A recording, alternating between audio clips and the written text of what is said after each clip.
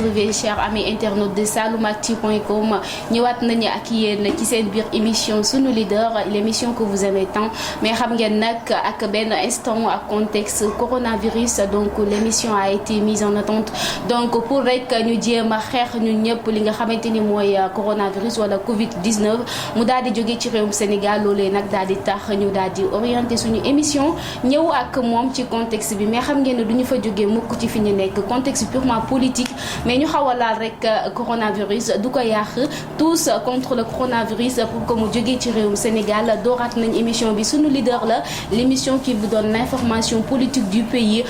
et de l'international aussi si vous voulez actuellement tey ñu ngi au niveau de Tabangoy ak benn jeune leader un leader dans sa domaine monsieur Bokar Sow donc de monsieur Bokar Faye maa ngi lay fay Amina. voilà di leen dalal jàmm quoi ci kër gi. voilà di rafetlu lool vraiment seen liggéey Saloumactu quoi voilà. voilà yéen a ko gisandoor moom mooy doon tey suñu invité ci biir plateau bu sunu leader nag ñu koy def àndandoor ci ak suñu caméraman Pape Maïssa Diop ak toute l'équipe de Saloumactu ñu namoon leen lool tey monsieur Bokar Sow tey ñu daal di lay dalal donc suñu première question dina laal politique wax naa la ko dañuy dugg tuuti ci aspect politique mën na ci ñàkk parce que mooy contexte émission bi donc li ma lay njëkk a laaj mooy quelle est ta réaction donc ci li nga xamante ni nii mooy pandémie bi nekk au niveau mondial le coronavirus. maa ngi lay santaat di leen gërëm. di nuyu ñëpp man Bokar Faye laa tudd donc nekk un acteur politique un jeune aussi di yëngut ci wàllu politique waaye jamono ñu toll nii question bi nga posé dafa doon une question d'actualité moom mooy pandémie coronavirus ku nekk xam na ne. lëmbe na en tout cas ku nekk xam na ne lëmbe na réew mi donc ni mu lëmbee réew mi nag dafa tiital ñëpp en tout cas li koy gars yi di wax c'est une guerre mondiale quoi une troisième guerre mondiale doy na waar loolu nag bu ñu nekkee ci guerre je pense que ku nekk war na mun a jël en tout cas say dispositions pour li nga xam ne ci moom moo ciy duppee ci lu bon ñu mën ko moytu yàlla jëlee ko fi waaw donc loolu la ñuy ñaan yàlla jëlee ko fi mais tout en respectant les mesures édictées n'est-ce pas par les spécialistes par les différents ministères en tout cas de la santé au niveau national au niveau mondial. alors tey nga bokk ci APR ñu mën a wax ne ci APR nga bokk donc am na loo xamante ni dinaa ci ñëw mais dañ koy mettre entre guillemets donc tey bu yaa ngi ci biir APR naka nga gisee le politique que le président Macky Sall a mis en place donc pour xeex li nga xamante ni mooy coronavirus est-ce que yow ànd nga ak moom ci politique bi étant donné ni am nga ñu bëri ñoo xamante ni ñu ngi commencer di ko critiquer ci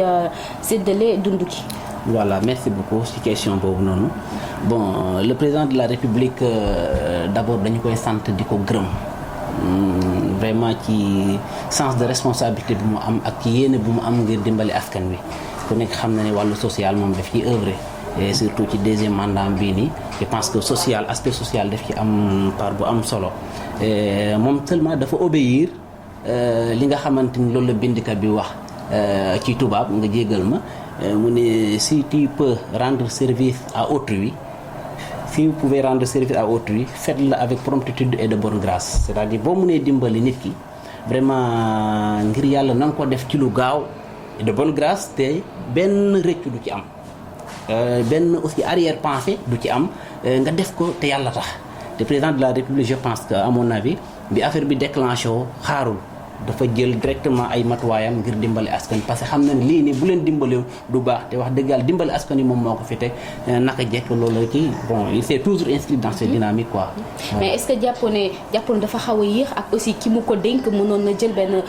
je peux dire personnalité bu xaw a gën a crédible que Mansour Faye donc muy séddale parce que xam nañu Mansour Faye fu mu xaw a bokk ak moom. waaw mais xam nga aussi am na ci yoo xamante ni vraiment ça relève des responsabilités en tout cas de la responsabilité du président de la République en tout cas de trancher sur certaines décisions sur certaines questions donc ba tax na moom comme que Mansour Faye doon na koo xam ne mu ngi liggéey ak moom xam nga nit mun na far ak yow wante mu am benn njubte boo xamante ni wala nga am ci moom kóolute boo xamante ni je pense que lépp luñ la kii rek mën nga koo dénk donc je pense que président de la République def na réaction à temps il a agi n'est-ce pas avec promptitude et avec rapidité mais li ma mën a wax mooy li mu dénk Mansour Faye à mon avis je dis bien à mon avis mun nañ ko rafetlu ndax kóolute la. te nag au moment où ñu ngi koy critiquer yow da nga koy rafetlu. waaw xam nga non c'est-à-dire mun nañu ko critiquer. Critique moom les critiques nous font avancer d'ailleurs boo defee dara te critique wuñ la na nga xam ne yow mi li ngay def nii des na. mais est-ce que waaw mais Bocar. est-ce que tey mënuñu jàpp ne am na lu ñu silal bu ñu waxee ne Mansour Faye moo yore wàllu séddale bi Diop Sy moom moo gagné marché bi tu vois que ñëpp ñi nga xamante ni ñoo ci nekk c'est en fait benn entourage yu le président Sall la te waxoon nañ dina am benn transparence donc gisaguñu ko daal am na ay doute ay jékki xam nga lan laa mën a wax. mënuñu def genre bilan parce que yow sa question bi comme kuy def bilan bilan à mi-chemin je pense que bilan teel na et d'ailleurs le ministre Mansour Faye man bu ma nekkoon place am jamono yi mu def point de presse sax man du ma ko doon def. parce que mënoon na xaar te wax na ko ça je pense mënoon na xaar ba affaire bi pare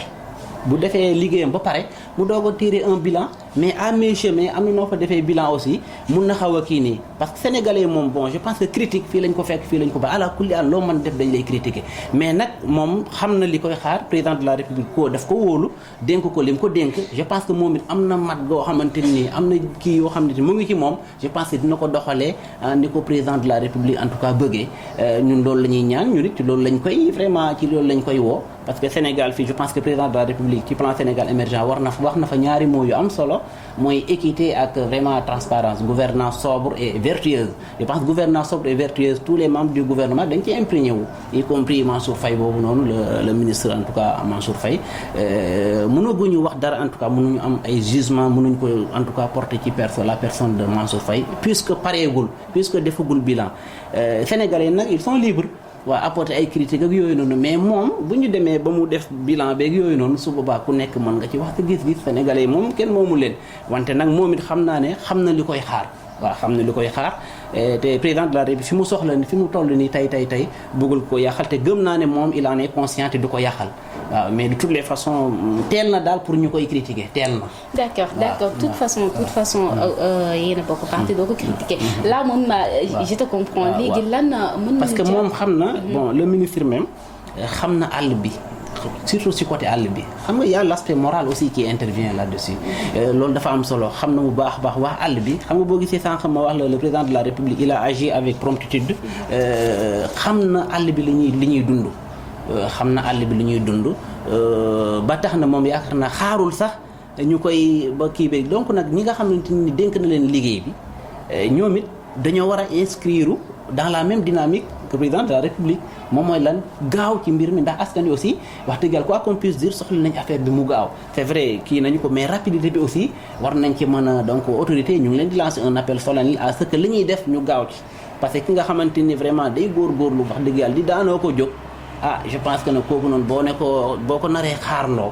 dina métti donc loolu tamit vraiment en tant que citoyen bon simple dama leen di exhorter ci loolu noonu ñu gaaw ci wax ndax waa àll bi soxla nañu ko man fi nga xamante ni maa ngi fay jàngale moom mooy Mañafe ñu ngi fi dans des conditions yoo xamante ni ak yeneen dëkk yi nga xam ne ñoom ñoo ko wër démb rek am na ñoo xam ne woo nañ ma ci donc situation yi ñuy dund métti na donc nañu gaaw vraiment jox gaa yi kii bi li ñu soxla ngir ñu mën a continuer en tout cas seen activité parce que voilà. Alors tey nga nekk ak Mimi Touré di liggéey lan moo nekk seen action parce que gis nañu ne ba léegi gisaguñu leen ci contexte bi gisaguñu ngeen def sortie gisaguñu ngeen def benn aide au sauvet des populations alors lan ngeen di xaar. Très bien merci beaucoup en tout cas pour question boobu noonu question bi am na solo parce que question bi day révéler valeurs yi nga xamante ni mu ngi ci la présidente du conseil économique social et environnemental muy Mimi Touré vous savez dafa am benn bindkat bu wax lu am solo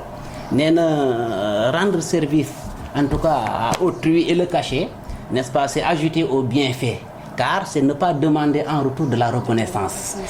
donc je pense que keroog rek am na ku ko wax bon du ma tudd Touré yooyu noonu wante am na yoo xam ne boo koy def ay actes sociaux vraiment benn acte social boo xam ne boo ko posé jarul vraiment nga koy médiatiser yenn kii yeeg yooyu noonu ba tax na mooy wane ndaw si li muy def bëggul sax reconnaissance day def te yàlla tax mooy Mimi Touré te moom elle s'est toujours inscrite dans cette dynamique pourtant def na def na. def na mais kenn gisu ko. oui loolu laa la expliqué moom mooy wane ne vraiment moom li ko soxal vraiment nekkul politique. il n'a pas politisé l'acte. Pourtant, il a fait à l'hôpital régional d'une valeur en tout cas de 2 millions et quelques yoo xamante ni ci ay produits la ko def mënoon na ko médiatiser comme ni ko ñeneen ñi defee mais moom comme li ma la wax lépp lu muy def koy def te yàlla tax c'est vrai que vraiment mu ngi ci yëngatu ci wàllu politique bi c'est vrai mais da cee xool rek parce que moom yaakaar naa bëgg na ca gagner 2 fois comme li ma la wax non seulement dina ci am yoon parce que suñu borom bi sax bëggul ngistal donc nit ki boo koy dimbali te yàlla tax wax dëgg yàlla waroo ci def ay wane ni nag daf may yóbbu rek ci beneen bindkat bi lu mu wax nee na avoir la manière dont certains rendent service on dirait que ce qu'il apprécie le plus n'est-ce pas dans l'acte de bienfaisance c'est le plaisir d'humilier celui qui reçoit xam nga loolu noonu dafa xaw a doy waar moom elle n'a pas le plaisir d'humilier celui qui reçoit mais elle a le plaisir effectivement de rendre service n'est-ce pas à celui qui reçoit moom loolu noonu du fësal ay mbiram day dimbale te yàlla tax parce que Covid-19 bi pandémie bi fu mu toll nii laajul ay jox nit di ko politiser ak affaire yooyu noonu laaju ko ñi koy def aussi xam naa le président de la République santul leen ko parce que moom def na lii nii de façon transparente vraiment la ko bëgg a def képp ku ko def aussi santu ko. mais à un certain moment ñoom ñoo woote de ñoom ñoo woote à ce que ñu jàppale leen pour génne benn somme bi ñu mën a xeex la Covid-19 ñoom ñoo woote. waaw mais xam nga am na fu ñuy toll. réew mi ñëpp ñoo ko bokk am na fu muy toll. mais bu ñu demee ba le président Macky Sall di fësal ne génnee nañu wala les ministres di fësal ne génnee nañu benn somme pour xeex Covid-19 donc lan la Mimi Touré di laaxatu lan moo nekk ci ginnaaw wala dafa ragal génnee somme bu ndaw wala lan la. non kooku comme li ma la wax laaxatuwul parce que bëggul ngistal moom ku nekk xam na ne doo ko fekk ci ay affaire kii ak yooyu noonu président li mu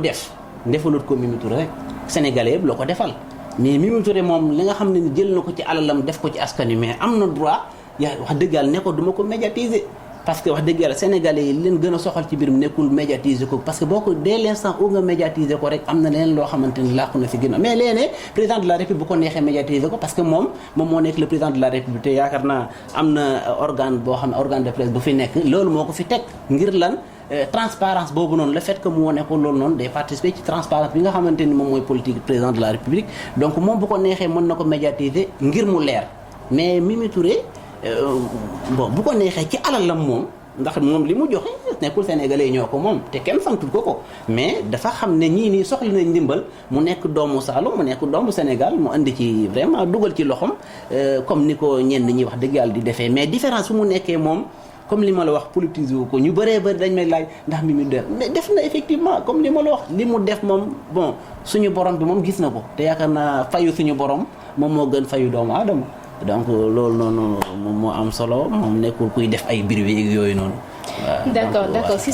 ce plan d'accord mais tey mën nañu dugg au domaine de l'éducation parce que étant enseignant étant professeur donc le ministre de l'éducation nationale am benn sortie bu mu def que ni le téléenseignement moom mooy doon li nga xamante ni moom la ñuy dégtale élèves yi pour ñu mën a sauver année scolaire est-ce que boo ko saw en tant qu'enseignant moom mi nga xamante ni mu ngi dugg fenn fi nga xamante ni ruq la ci Sénégal est-ce que moom d'accord na ci loolu jàpp nga ne loolu mën na nekk au sauver de l'éducation nationale. Merci beaucoup ci question boobu noonu question yi ma posé boobu bokk na ci lu ma gën a neex ndax ci sama domaine la dëggantaan te aussi ci àll bi laa nekk di fa jàngale je pense que le ministre de l'éducation à travers décisions yi nga xamante ni jël na ko pour parce que il ne s'agit pas de sauver l'année mais avec la manière je pense que c'est important tey jël na décision ne day def téléenseignement pour enseignement à distance pour gars yi di seetaan télé di def seeni cours ak yooyu noonu mais tey war nañ bàyyi xel la loi d'orientation bi nga xamante ni dafa jàpp sénégalais yépp vraiment yemal leen ci benn mbir parce que la loi d'orientation mooy li nga xamante ni moom moo wundu kii bi bon c'est la loi d'orientation numéro 2004-37 du 15 décembre 2004 dans son article 3 nee na la scolarité est obligatoire pour tous les enfants des deux sexes âgés de 6 ans à 16 ans ba pare mu tegaat mu ne l'État a l'obligation de maintenir au sein du système scolaire les enfants âgés de 6 à 16 ans xam nga loolu day wane ne sénégalais yi foo mën di nekk war nga mën a bénéficier wu n'est-ce pas les mêmes enseignements apprentissage et dans les mêmes en tout cas ci conditions yoo xamante ni ku nekk Dakar ku nekk ki nga jox leen les mêmes chances mais man mi nga xamante ni maa ngi jàngale dans la région de Kédougou dans l'arrondissement de Fongolémi ci benn village bu ñuy tuddee Magnafé tey ñooñu dëkk bi dañ amul télé pour ñu seetaan télé dañuy dem lu mat 7 kilomètres yi ci def comme ay Malem ay Lindiane dëkk yoo xamante ni amuñu électricité mais tey ñooñu tey boo leen buggee wax dëgg yàlla ne da nga leen di jàngal à travers les télé mais loolu noonu je pense que loolu noonu war nañ seetaan yenn décisions yi te yaakaar naa am na sama yeneen collègues yoo xam ne ñu ngi nekk ci yeneen zones yi tey ñoom xam nañ ne ñii ni lii nii parce que loolu c'est une discrimination et loolu noonu je pense que article 5 bi aussi wax na ci mu ne l'éducation nationale est démocratique. L'éducation nationale, elle est démocratique. Elle donne à tous, n'est-ce pas, des chances égales de réussite.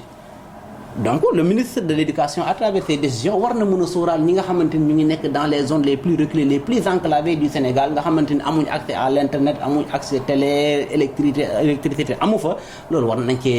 ci bàyyi xel su boobaa day daar kumba am ndey wala kumba amul ndey wala ñàkk gënal te yaakaar naa loolu c'est une manière n'est-ce pas d'enfreindre n'est-ce pas à cette loi. Cette loi aussi s'inspire du droit reconnu à tout être humain de recevoir l'instruction et la formation correspondant à ses aptitudes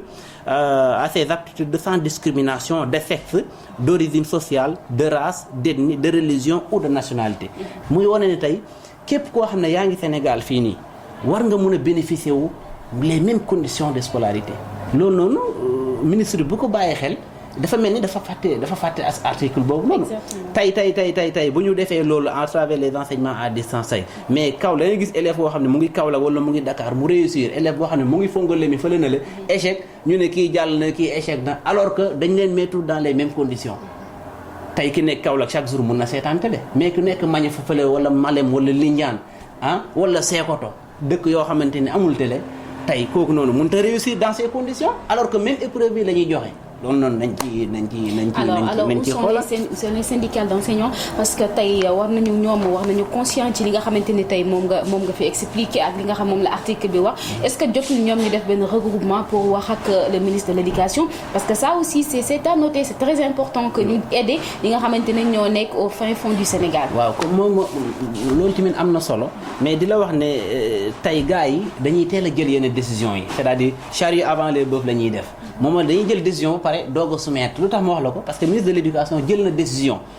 ne day def enseignement à distance te pourtant démb tay rek am na benn kii boo groupe boo xam ne bokk naa ci am na benn circulaire bu mu envoyé pour recueillir n'est-ce pas l'idée des enseignants mu envoyé ci benn email boo xamante ni si la ñuy envoyé ñun suñu xalaat pour ñu mën a trouver des solutions éventuelles yoo xamante ni mun na kii ñu mën ko envoyé ci email boobu noonu d'ici le 24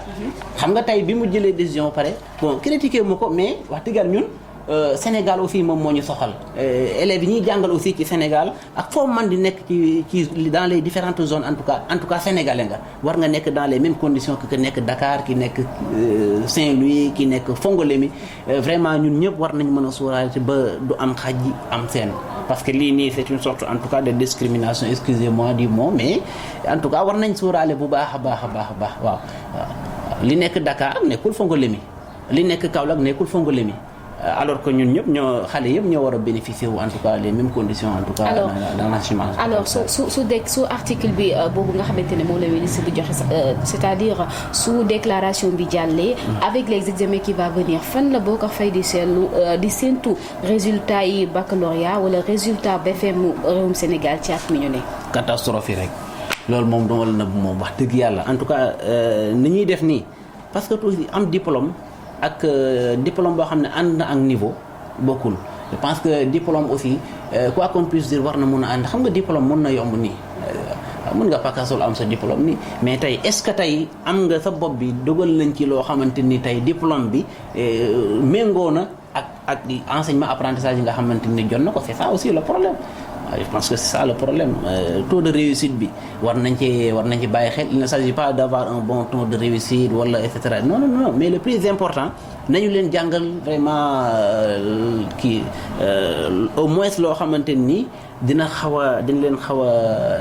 yóbbu ci benn niveau bi quoi ba nga xamante ni bu ñu amee diplôme bi aussi diplôme bi dina leen mën a permettre vraiment ñu gravir les échelons. est-ce que yow jàppoon ne blanchir année bi moo nekkoon moyenne bu baax. non loolu noonu tey mun na teel. parce que tey mun nañu xaar rek ñu ngi ñaan yàlla dans les plus brefs délais vraiment feebar bi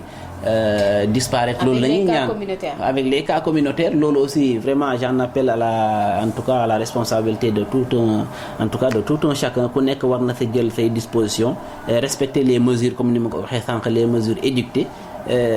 Pour vraiment ñu mën a stopper cette propagation en tout cas du virus, pour que ku nekk sénégalais aussi war a mën a delluwaat ci say activités dans les plus brefs délais. Ñun loolu la ñuy ñaan te loolu nag ku nekk da nga ci am part de responsabilité bu rëy. Ministre bi jël na lu yàggul rek ay décisions, donc loolu tamit lu ñuy rafetlu la. Sénégalais aussi war nañ ko dimbale ci décision yooyu noonu ñu respecté ko.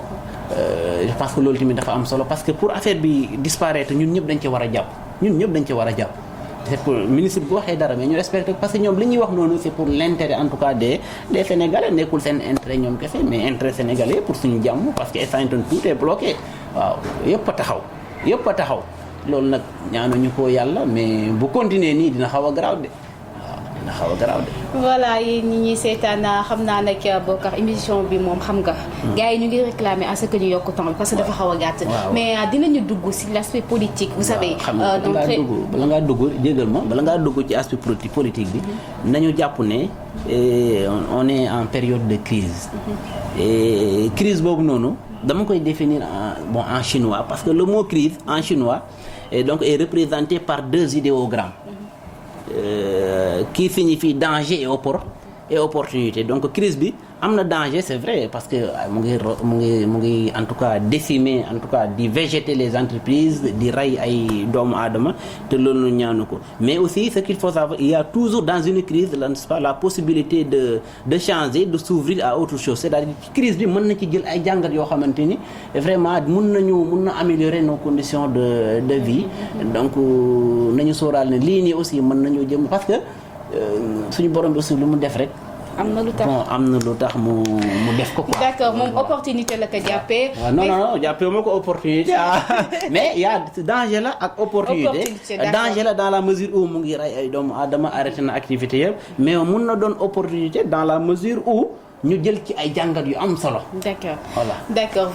Comme ni ma leen ko waxee woon 5 dañuy dugg très rapidement dans l'aspect politique. Je pense qu'il nous reste 5 bonnes minutes. Donc ñu dugg xam ngeen ne temps yi ci ginnaaw yi pour l'actualité politique a été mise entre parenthèses, noonu laa ko mën a waxee. Donc à cause du coronavirus, mais très rapidement Bocar Sow tamit nit ñi jaaxle nañu.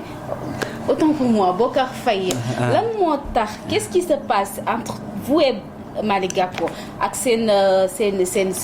campagne bi ngeen battre au niveau de Kaolack, au niveau national, campagne bu exceptionnelle. Pourquoi Bocar Faye a quitté Malick Gakou? Vraiment bëgguma woon dugg sax ci affaire politique. Wante mais mënu si ñàkk parce que l'émission est politique. Très bien. Donc dinaa leen jagleel boobu, accorder leen privilège boobu. Li tax ma jógee ko ci président de la kii nii Malick Gakou mooy grand parti dem ci APR. Rejoindre Mimi Touré jaaree ko ci madame la présidente du conseil économique social et environnemental. Xam nga yàlla moom mooy boole. Xam nga dafa am benn biologiste bu wax ne il existe une différence incalculable entre l'embryon d'une idée et l'entité intellectuelle qu'elle peut enfin devenir. C'est-à-dire nit ki mën nga xam vraiment seen relation aussi fan la commencé, mais mënoo naatable aussi, mënoo wax ne fii lay yem, mais fu ko suñu borom bi yemale rek foofu la ñu yemale. Lu tax ñu séparé moom mooy peut-être dañoo dem ba ci biir gis-gis yi ñoo bokkul, mais tey man amoon naa yéene vraiment parti, parce que lu ma ci def dafa am doole. Parti bi dama ko redynamiser au niveau de Kaolack,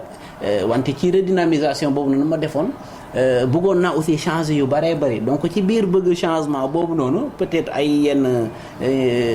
wutee ci gis-gis mën na nekk. Donc ba tax na élection présidentielle bi mu weesoo ba léegi ci gis-gis yooyu noonu nag ñàkk bokk gis-gis yooyu noonu, je pense que ça devrait être loo xam ne day enrichir, mais cette fois-ci dafa jur li nga xam ne moom mooy séparation. Élection présidentielle bi mu weesoo est-ce que Moussa Faye gisul ne moom xaaral Malick Gakou les Sonko et d'autres ñu koy devancer, man damay tardé ak moom, xaaral ma dem dabi ji li ma ñàkkoon. Est-ce que aussi du loolu? Non ñoom Sonko devancer loolu teel na pour ñu wax ko, parce que devancer moom mooy nga am lu sa morom amul. mais booy bi jël na communication bi de. kan ci Sonko. yaa ngi def promotion Sonko de yow xalaa. non man c'est pas entre parenthèses. Mais de toutes les façons man élection présidentielle bi mu weesoo ku nekk xam na ni grand parti dama cee def liggéey bu am solo yaakaar naa ñëpp reconnaître nañ ko si donc bu ma quitté tey man bon ci ay principe lay politique yi aussi quoi parce que man yàgg naa ci opposition bi amoon naa ay opportunité yu bëree bëri yoo xamante ni waroon na tax ma dem tey man leer na ma bu nekkoon ne à l'approche des élections laa quitté ak grand parti dem parti pouvoir dañuy naan xaay kii nii dañ ko jox xaalis mais tey moment bi ma quitté ku nekk xam ne nekkul jamono politique mu lay won ne man wax dëgg yàlla li may def vraiment intérêt taxul ma def ko Mimi Touré dafa doon koo xamante ni man bu ma demee ba nga xam ne politique gu ma nekkatuma fenn bu ma wooyee ma dem waxtaan ak moom te ndaw si wax dëgg yàlla moom jeunesse moom moo ko fi tax a nekk te man je me réclame vraiment l'ambassadeur des jeunes loolu bu ma gisee ku jàppale jeunesse bi vraiment bëgg sa gox bëgg région Kaolack bi damay dem rek vraiment pour rejoindre la pour ànd ak yow vraiment pour ñu bâtir li nga xamante ni moom mooy le Sénégal ensemble en tout cas nous pouvons vaincre incha allah rabbi mais wax dëgg yàlla bëgguma dugg ci yenn détails yi mais ndaw si daal xam naa ne keneen ku nekkul man tamit ku soxorul xam ne ku jara jàppale la en tout cas ci politique bi mooy def mooy la présidente du conseil économique social et environnemental dañuy rafetlu liggéey parce que moom jàppale jeunesse bi rek moom moo ko tax a jug jàppale askan wi waaw te lu muy def aussi seetu ci vraiment ku ko ne merci seetu ci vraiment ku ko ci kii non ñun loolu lañ soxla parce que dafa am jamono politique am jamono yoo xam ne laajul politique waaw moom nag loolu du ay affaire am dafa doon qualité yoo xamante ni yu ma neex la ci moom te jeunes yu bëree bëri aussi neex na leen donc moo tax ma rejoindre ko waaye nekkul pour leneen fas yéene ko jàppale nag ba mëbëtam aussi mu man ko jot bu soobee yàlla suñu borom bi. Alors monsieur Faye l'émission tire à sa fin donc fan la ñu mën a xaar Bocar Faye dans les mois à venir ou bien dans les années à venir donc ses activités politiques. Voilà donc man ku ma xam aussi. ci wàllu politique xam ne man nekkul Kaolack rek laa am base laa am ay militants dans le département de Nioro tey bëriwul ñoo xam ne ëppale nañ fa parce que man foofu laa defee suma enfance foofu laa jàngee foofu laa defee suma lépp te dans le département de Nioro plus précisément la commune de Kër Maba mu am ay jeunes yoo xamante ni ñu gëm seen bopp lañ ñoo xamante ni li suqali commune bi rek la ñuy kii donc ñooñu samay nit ñoo fa nekk ñoo xamante ni dañu ma gëm ci politique comme ni ma Kaolack waa Kaolack aussi gëmee ci politique bi may def parce que je pense que man politique boo koy def nekkul ci xaalis rek nga mën a jàppale nit mais mën nga ko jàppalee ci li nga xamante ni moom mooy tax nga am xaalis parce que man ci wàllu woowu na politique en tout cas de développement laay def ba tax na ñoom it ginnaaw bi ma delloo njukkal ñi nga xam ne samay nit ñi nga xam ne ñu ngi nekk au niveau de Kaolack damay sant di gërëm ñi nga xam ne ñoo nekk dans la commune de Kër Maba Diakhou guddi ak bëccëg lépp loo xamante ni maa ngi koy def aussi vraiment dañ ciy dugal seen loxo ci wàllu conseil vraiment ci côté yu bëri accompagnement mu doon ñoo xamante ni aussi ñu jar a bàyyi xel lañ la commune de Kër Maba Diakhou en tout cas ñun ñu ngi pare nañ am nañ ay projets yu bëree bëri yoo xamante ne war nañ ko dugal ci commune bi comme ni ñu ko war a dugalee aussi Kaolack parce que c'est le Saloum aussi qui gagne quoi voilà mais en tout cas am nañ projet yu am solo parce que man dama diriger benn structure boo xamante ni c'est une structure régionale boo xamante ni mu ngi dans les 3 départements Kaolack Guinguinéo et département de Nioro boo xamante ni fu ma neex rek en tout cas lang fa voilà waaw. ok monsieur Bocar Faye alors waa Saloum Actu tey ñoo def seen déplacement pour ñëw seet si la. L'émission c'est Sunu Leader donc l'émission politique yi nga xamante ne mooy fësal les leaders politiques de Kaolack sa mot rek si maison de presse. Vraiment Saloum Actu ñu ngi def liggéey bu extraordinaire man vraiment dama mës a rafetlu seen liggéey rafet na lool maa ngi leen di ñaanal vraiment fépp foo xam ne bëgg ngeen fa yegg ci seen liggéey bi yàlla yóbbu leen fa donc na leen wax ne fi ngeen teg seen baaraam en tout cas foofu la en tout cas royukaay ngeen ci wàllu en tout cas presse bi seen liggéey rafet na ci caméraman bi vraiment ak ci yow nga xamante ni yaay posé questions yu pertinentes yi yàlla en tout cas sellal xel mi xalaat meeg yooyu ba nga yegg fi nga bëgg a dem incha allah rabbi voilà ñu ngi leen di sant di leen gërëm ci déplacement bi aussi quoi. Amin, voilà amin. donc voilà. Voilà c'était Sunu Leader donc l'émission tire à sa fin mbokk yi xarit yi yéen ñi doon teewlu émission baa ngi noonu Sunu Leader émission purement politique mais tey ñu daal di koy orienté gis ngeen ni ñu ko defee nag dañu daal di jàll lekk si contexte Covid 19 ñiy xeex rek ak lii di pandémie bi mu jóg suñu réew coronavirus dafa dëgër bopp mais mën nañu nag war a mën a abal war na mën a génn ci réewum Sénégal may ñu dund parce que ñun loolu la ñu xam xàppi la ñu xam donc accueillir suñu ay leader politique gis ngeen ni ñu koy defee ni ma leen koy waxee suñu leader mooy émission bi déplacé wu ñëw fekk leader bi si biir koñam génnee ay idéem donc waxtaan ak moom yaa xam muy mag yaa xam muy ndaw donc bu leen zappé benn yoon jàppale na ko ci saloumactu.com ñu jox leen toutes les informations politiques de ce pays donc c'était l'émission suñu leader ngeen si doon ànd ak Ndeye Amy Diop Pape Maïssa Diop maa ngi gërëm ñëpp ñi nga xamante ne ni ñoom ñoo jàpp ci émission bi rek ba mu daal di yemb toute l'équipe de Saloum Actu ñu ngi leen di jox rendez-vous très bientôt ak idée jërë ngeen jëf